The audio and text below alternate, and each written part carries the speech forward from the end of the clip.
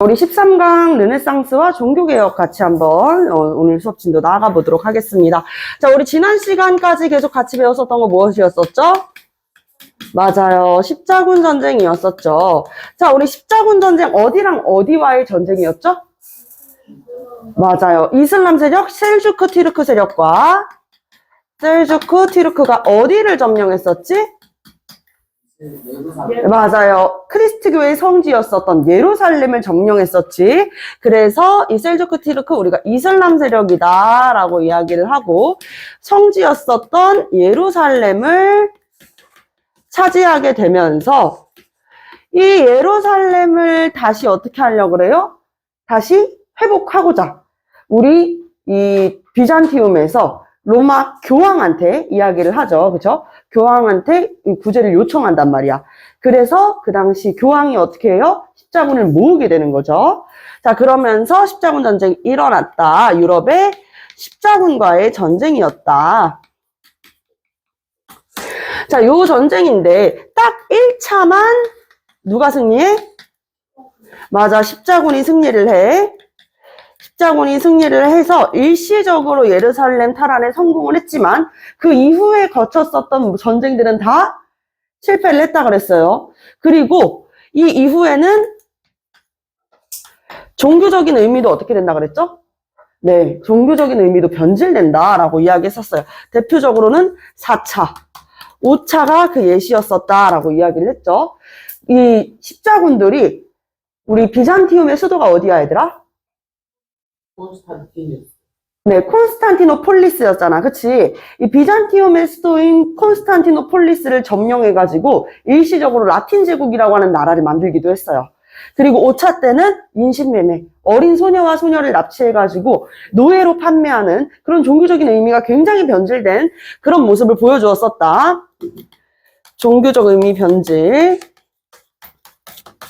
그리고 굉장히 어떤 느낌이 많이 들어요? 상업적인 목적이 중심이 되었었다라고 볼 수가 있는 거야. 자, 그래서 이 십자군 전쟁 이후에 어떤 변화가 있었는지가 되게 중요한 포인트라고 이야기했는데 첫 번째 뭐였다?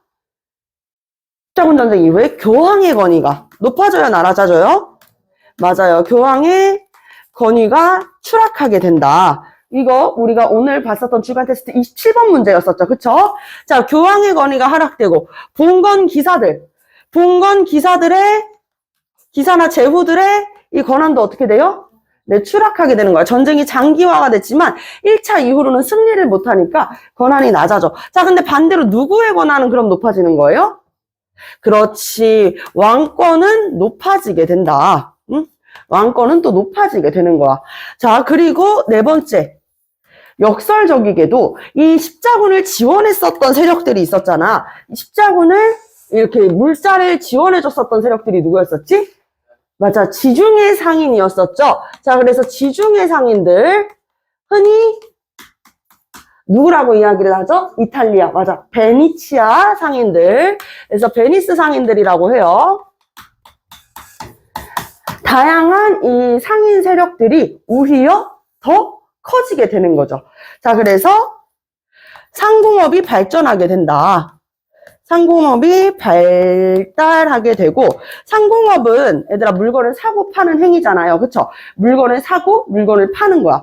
그런 행위이기 때문에 필기는 우리 검정펜으로 하는 거. 네, 우리 물건을 사고 팔고를 하다 보니까 어떻게 해요? 화폐가 더 많이 쓰이게 되죠. 그래서 화폐가 발달하고 화폐를 축적하는 사람들이 늘어난다는 거야. 알겠죠? 화폐를 축적하는 사람들. 그럼 이게 자산이 되겠죠? 자, 그래서 이로 인해 가지고 화폐 경제가 발달하고 이 화폐를 축적한 다음에 자신이 있었던 이 장원에 영주한테 돈을 내고 해방되는 사람들. 그래서 결국에는 이 장원이 어떻게 된다? 네, 해체된다라고 볼 수가 있겠습니다. 장원의 해체. 자, 그리고 여섯 번째는 십자군 전쟁 이후에 얘들아, 뭐가 유행하기 시작하지? 맞아요. 흑사병. 유럽 인구의 3분의 1이나 죽였었던 엄청난 치사율을 가지고 있었던 그 전염병, 피부가 까매지고 붉은 반점이 올라오면서 이 발열과 그리고 계속 오한과 설사에 시달리다가 결국에는 죽어버리는 그 치사율 높은 흑사병이 유행을 하게 된다. 이 흑사병으로 인해 가지고 뭐가 귀해져 이제는? 맞아, 노동력, 개인의 노동력이 귀해진다. 귀해진다. 라고 볼 수가 있겠습니다. 자, 그래서 이 십자군 전쟁 이후에는요, 조금 더 인간에 대한 인간을 조금 더 중요시 생각을 하게 되고, 그리고 인간 중심의 문화인 무엇이 시작된다? 르네상스가 시작이 된다라고 볼 수가 있겠습니다. 자, 우리 르네상스 한번 들어가 볼 건데요. 르네상스는 어디에서 시작이 됐냐면요. 바로 십자군 전쟁 때 이 지중해 상인들이 주로 있었던 바로 이탈리아에서 가장 먼저 시작이 됩니다. 자, 근데 우리 시험 문제는 어떤 식으로 나오냐? 이탈리아 르네상스와 그리고 이후에 이제 더 북쪽으로 올라가게 되는 알프스 이북의 르네상스의 차이점에 대해서 물어보는 문제가 상당히 잘 나올 수가 있다는 것이에요. 학교에 따라 가지고는 여기에서만 두 문제가 나오는 경우도 있어요. 아시겠죠? 그러니까 여러분들 잘 배워놓는 게 좋을 것 같습니다. 자, 르네상스라는 것은 후마니타스. 이거 무슨 뜻일까? 응? 맞아. 우리 인간중심주의. 영어로 휴머니즘을 뭐라 그래? 맞아. 너 휴머니즘이라고 얘기를 해버렸네. 자, 휴머니즘이라고도 이야기를 하지. 그래서 이제는 인간사를 중심으로, 인간의 삶, 인간을 조금 더 중시로 생각하게 돼. 이러니까 우리 왠지 지난 시간에 배웠었던 거 떠올리지 않아요? 인간 중심적이었었던 문화가 널리 전파되었었던 나라 어디였었죠? 어디에서 인간 중심적인 문화가 자리 잡았었죠? 자, 그리스. 고대 그리스. 그래서 그리스 로마 신화의 신들이 되게 어떻다고 얘기했어. 인간적인 모습들이 많이 보여진다 그랬었죠. 그래서 여러분들한테 일리아드 이야기. 선생님이 파리스의 선택에 대한 이야기를 해준 적이 있어요. 자, 그래서 고대 그리스의 문화는요, 인간 중심적이다. 이라고 이야기를 했었던 것 같은데, 기억이 나실까요? 그쵸? 자, 그러면서 이 인간 중심적인 고대 그리스의 문화가 어디로 가요? 이 알렉산드로스의 원정으로, 알렉산드로스의 동방 원정으로 널리 퍼지게 되면서 이후에 어떻게 된다? 그리스 문화가 그리스인들을 이제 인더스강으로 유주시켰잖아. 그래서 동양과 서양의 문화가 융합이 되는 무슨 시대? 맞아. 헬레니즘 문화가 시작된다. 이 헬레니즘 문화의 특성은 뭐예요? 그렇지. 세계 시민주의. 다른 의미로는 그 세계가 하나의 나라, 그러니까 하나의 국가가 아닌 그냥 모든 나라가, 그러니까 지구촌 자체가 그냥 우리 다 똑같은 사람이다. 나라라는 그 구분이 크게 없는 거야. 지금 우리가 우리나라, 옆엔 중국, 일본이라고 하는 그 우리 국경을 확실히 나누는 구분 짓는 단위가 있잖아. 근데 여기는 지금 영토가 너무 넓어가지고 사람들이 그러한 단위에 대한 인식이 크게 없어요. 그리고 다양한 문화가 서로 융합이 되고, 또한 그러다 보니까 개인의 삶에 조금 더 집중하는 개인주의적 성향이 많이 보이는 것이다. 자, 그리고 두 번째는 이 헬레니즘 시대, 이 헬레니즘의 영향을 이제 인간 중심적인 영향을 많이 받다 보니까 조금 더 어떻게 묘사하려고 그래요? 사실주의적으로 묘사를 하려고 하죠. 그렇죠? 그래서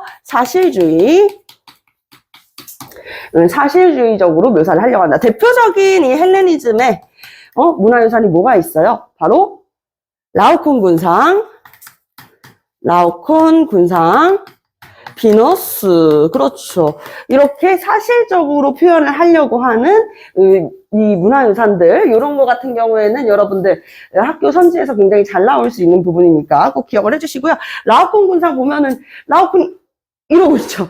똑같이 이러고 있는데 밑에는 이제 아들들이 있고 막 뱀들이 막 올라와가지고 잡아먹을 듯이 이렇게 하잖아. 이게 트로이 목마를 예견했다가 결국에는 이제 벌을 받는 모습을 이렇게 표현을 한 거란 말이죠. 자, 그렇게 기억을 해주시면 되겠고, 자, 그리고 나서 이 헬레니즘 문화에 영향을 받았어요. 인도 문화가. 그걸 우리가 간다라 양식이라고 하죠. 자, 간다라 양식 어느 왕조 때야?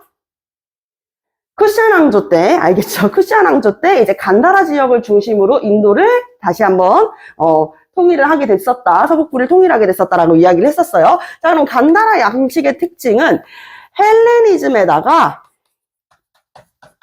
플러스 불교 문화가 더해진 거다. 인도식 불교 문화가 더해진 것이다. 라고 이야기를 했어. 자, 그리고 그 이후에 자리 잡았었던 무슨 왕조? 굽타 왕조. 그래서 굽타 양식. 자, 굽타 양식은요, 이 간다라 양식. 요게 다 들어가는 헬레니즘. 헬레니즘이 동서융합이잖아. 그치? 동양과 서양의 문화가 합쳐져서 이때부터 불상을 만들기 시작했다 그랬어요. 부처님의 모습을 형상한 불상을 제작하기 시작했던 시기야. 자, 그럼 여기 이 간다라 양식이랑 플러스 뭐가 더 합쳐지냐? 인도 고유의 양식들, 문화들이 더 접목이 되는 것이다. 알겠죠? 인도 고유의 문화들이 더 접목이 되고 인도식 이 불교 문화들이 더 합쳐지면서 굽타 양식이 됐다라고 이야기를 했어요. 아, 요거 얘기하니까 우리 또 요거 하나 복습 안 할 수가 없죠. 이렇게 얘기하니까 건축 양식들도 시험 문제 생각보다 잘 나오죠. 그쵸? 자, 건축 양식들, 이슬람 양식 한번 이야기해 볼까? 이슬람 건축 양식의 특징 뭐예요? 맞아요. 반원 모양의 돔과 뭐가 있지? 뾰족한 탑이 있어, 얘들아. 뾰족한 탑. 그리고 안에는 뭐가 있죠? 그렇지. 이 우상숭배라는 것은 신을 믿으면서 또 다른 신을 섬기는 거야. 그게 이슬람에서 엄격하게 금지하는 것이거든요. 그러니까 이런 예배를 드리는 사원에도 뭐가 있으면 안 돼요? 사람이나 동물의 모양이 있으면 안 돼. 그래서 오로지 식물로만 꾸며놓는 거지. 그래서 식물의 줄기, 덩굴 무늬로 이렇게 꾸며놓는 아라베스크 무늬가 있다라고 이야기를 하면 되겠죠. 아라베스크 무늬. 이렇게 있다. 근데 이슬람 건축 양식은 어디에 영향을 받았지, 얘들아? 비잔티움의 영향을 받았다라고 이야기를 했어. 자, 그럼 비잔티움 건축 양식의 특징은 뭐예요? 마찬가지로 반원 모양의 돔이 있고, 그치? 큰 돔이 있잖아. 커다란 돔. 반원이라고 하니까 좀 그렇네. 커다란 돔 양식. 커다란 돔과 뭐가 있다? 모자이크 벽화가 있다. 모자이크 벽화. 대표적인 건축물은 성 소피아 성당인데 이슬람 세력이 이 비잔티움을 장악하게 되고 결국에는 이제 비잔티움이 오스만 제국에 의해 가지고 멸망한단 말이야. 그래서 이 우리 비잔티움이 어디야, 얘들아? 로마잖아. 이 로마를 멸망시키는 게 이슬람이야. 그러니까 이슬람은 기존에 있었던 로마의 건축 양식에다가 뾰족한 탑을 세우면서 이 이슬람의 건축 양식들을 만들어가는 거지. 아시겠죠? 자, 모스크 양식이라고도 하죠. 그런데 여기에서 얘들아, 이 비잔티움에서 원래 성소피아 성당에는 뾰족한 탑이 있었어, 없었어?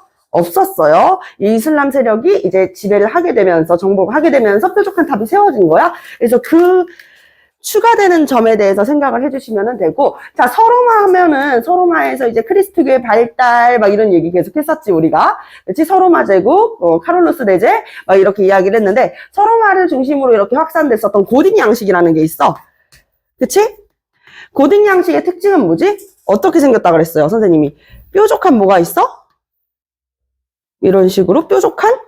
맞아. 탑이 있어. 우리 오늘날의 교회가 약간 이런 식으로 생겼잖아. 그치? 자, 그래서 고딕 양식은 뾰족한 탑과 플러스 안에는 반짝반짝 태양이 비추면은 온 안이 올록달록하게 빛나는 스테인드 글라스, 색유리라고 합니다. 스테인드 글라스, 색유리 양식이 대표적이었었다. 그래서 쾰른 성당이나 아니면 이제 사르트르 대성당이 이 고딕 양식의 대표적인 성당이 되겠습니다. 아시겠죠? 쾰른 혹은 이제 사르트르 대성당이 대표적이었다.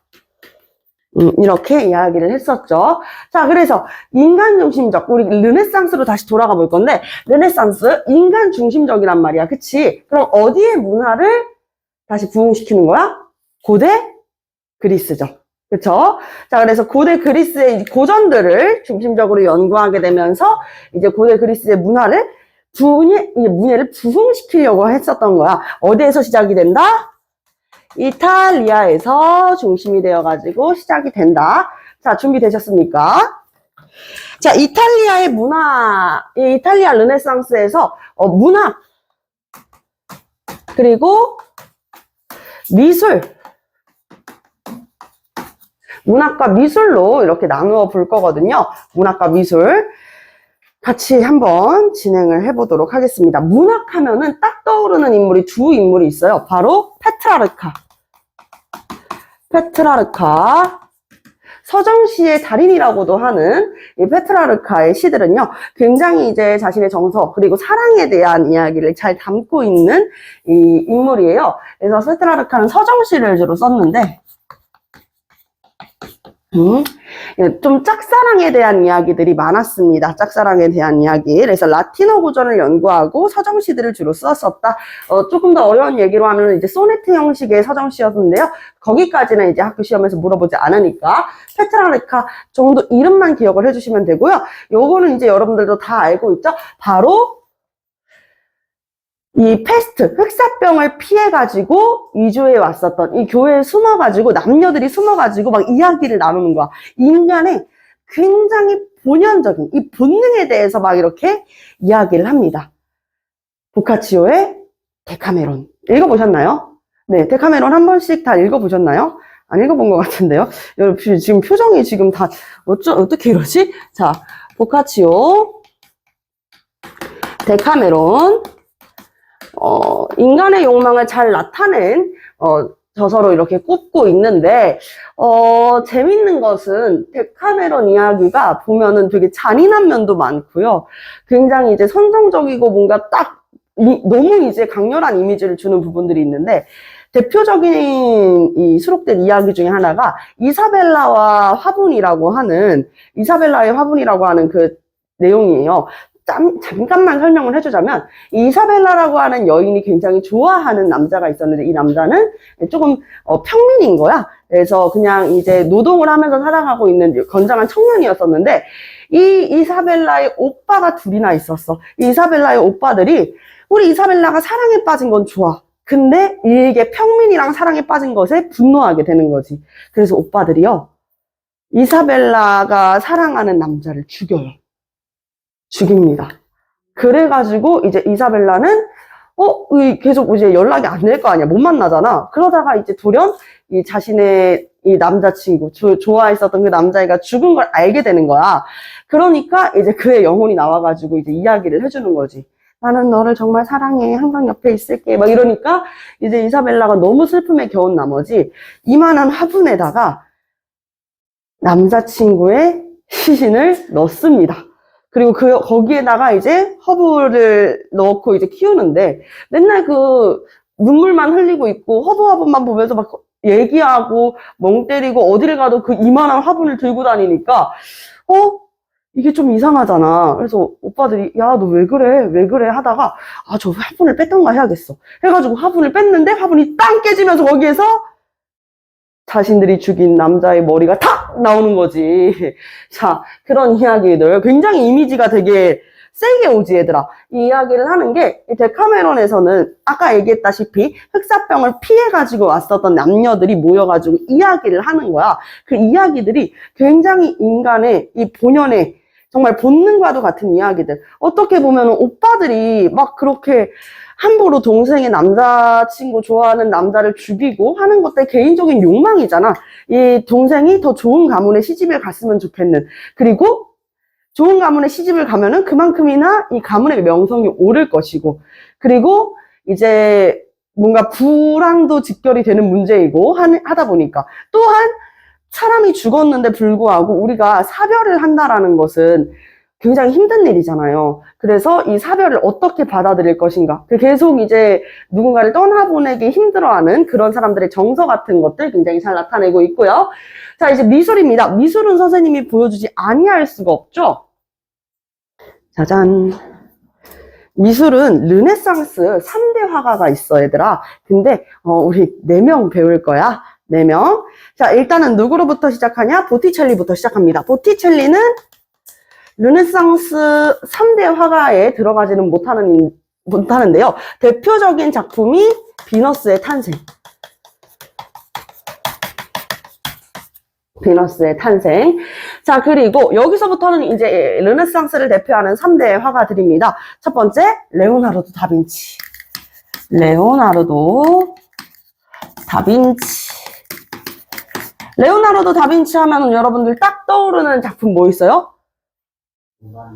아, 너무 귀여워요. 여러분 너무 중학생 같아요. 최후의 만찬. 그렇지, 최후의 만찬. 예술이 자, 그리고 이게 사실 보티첼리랑 레오나르도 다빈치가 같은 이제 길드였었단 말이야.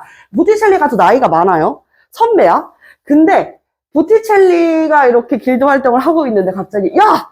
진짜 대박! 완전 어린데 천재 하나 들어왔어. 근데 레오나르도 다빈치였다는 거야. 그래서 조금 이제 밀렸죠, 아무래도 보티첼리가. 자, 그리고 여러분들이 알고 있는 대개의 그림들은요, 벽화로 남아 있습니다. 이 당시 왜 이렇게 많은 벽화들이 그려지게 됐는지도 선생님이 이야기를 해드릴 거고요. 자, 그리고 라파엘로가 있어요. 라파엘로. 이 라파엘로의 그림은 교황청 집무실에 걸려 있습니다. 무엇일까요? 아테네 학당. 아테네 학당. 아마 본 적 있을걸? 가운데에 플라톤은 이러고 있고, 아리스토텔레스는 이러고 있고, 딱 요 모습으로 이렇게 있는 아테네 학당. 와, 이 대단한 그림입니다. 한번 보여드릴게요. 자, 그리고 여러분들 천재 하면은 빼놓을 수 없는 인물이 있죠. 바로 조각의 천재 같은 인물입니다. 바로 미켈란젤로가 되겠습니다. 미켈란젤로. 자, 미켈란젤로 하면은 여러분들 딱 떠오르는 거 뭐예요? 천지창조. 그렇죠. 요거 있잖아, 요거. 그렇죠. 천지창조도 얘들아, 천장에 그려진 벽화야.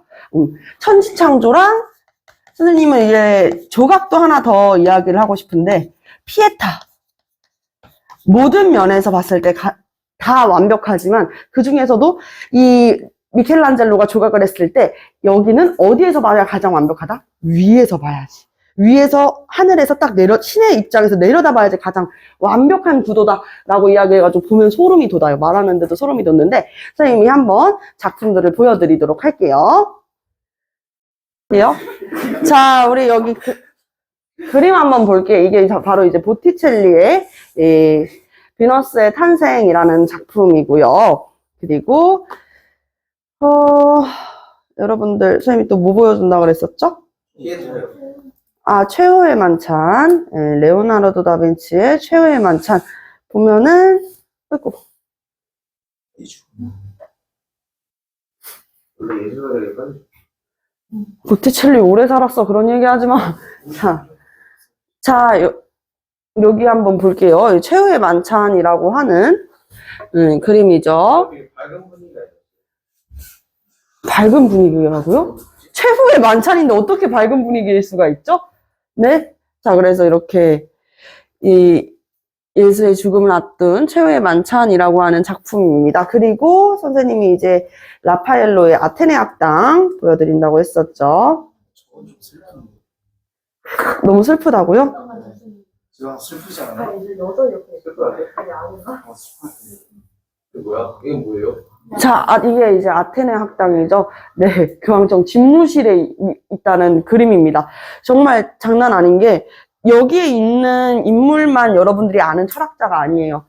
선생님이 이야기했었던 뭐 스토아파 아니면 소피스트 그리고 에피크로스까지도요. 이 그림 안에서 다 볼 수가 있습니다. 다 한 명 한 명씩이 다 철학자를 묘사를 했었고 그리고 보면은 이 사람마다의 개성이 두드러져요. 일단 가운데 있는 인물부터 그렇죠. 머리가 까진 플라톤 선생님이 이 선의 이데아를 가리키면서 이제 하늘에 이데아가 있다라고 이야기를 하고, 뭐가 있다? 아니다. 이 진리는 지금 살아있는 우리 현세에 존재한다 라고 이야기를 하고 있는 두 인물로 구성이 된 라파엘로의 작품이 되겠습니다. 라파엘로의 작품입니다. 땅의 거지는 누구예요? 땅의 거지라뇨 대체.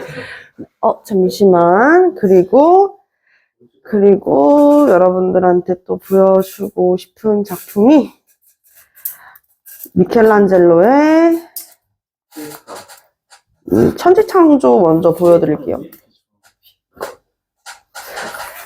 이게 그 시스티나 성당의 천장에 있거든요. 그래서 로마 바티칸 궁전에 가면은요, 이 그림을 볼 수가 있습니다.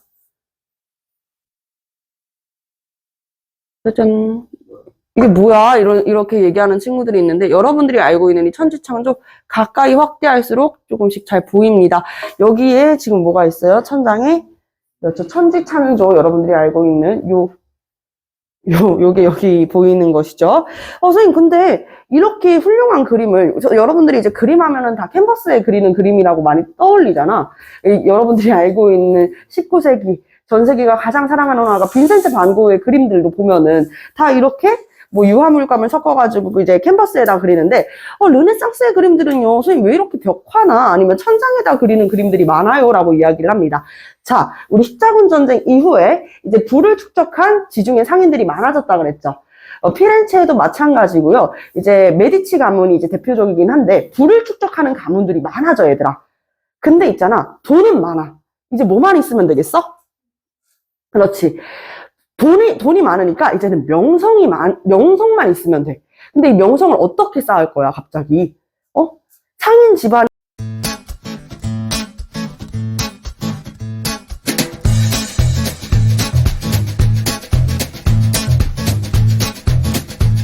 학원으로 전화 주세요.